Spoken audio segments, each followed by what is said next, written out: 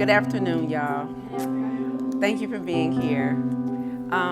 So I wanted to read an excerpt from a book that I'm currently writing called Radical Obedience, but I wanted to give a little preamble first, and we talk about it a little bit, and I think it'll be pretty cool. So this chapter that I'm going to read is entitled Discipline Not Lucky, and I wanted to talk about it because I think one of the things I get complimented about the most is my consistency and my discipline. And a lot of times we think, we're not sure, like it seems like other people have it kind of easy and it comes automatic to them. And then for others of us, it seems like it's really tough to be disciplined and stick to stuff that we really want to stick to when we have a goal. So I thought it would be super cool to read this chapter, because as I was editing it recently, it really resonated with me again. And so I think a lot of you would benefit from it. So those of you who don't know me, I'm Lisa Smith. And founder of a company called The Plant Protocol. We've been in business about 10 years, and I do a lot of work in the health space, as a lot of you guys know, and then helping people to optimize their physical health, but then also helping people to eliminate chronic stress, which is one of the most dangerous killers and culprits when it comes to our health.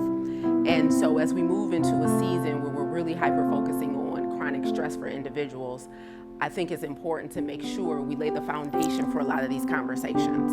And so that's what I wanted to do today. Yesterday we were at an event at Charles H. Wright Museum, and I hosted 3 mini breakout sessions. And at the mini breakout sessions, we were at a round table with about 8 to 10 people.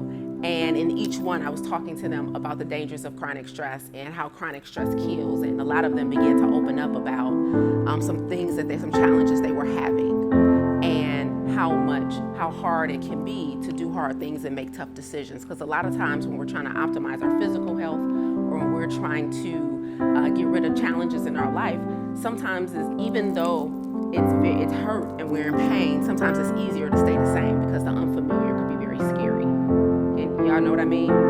And so it's the unfamiliar that I think gives people pause. Not like this might not work, but it's just like, I don't know what's on the other side of this decision.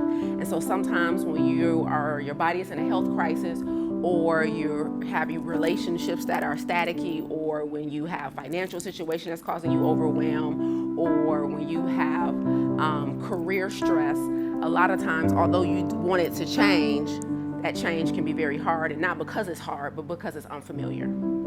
And pain is familiar, right? So sometimes easier to stay where we are.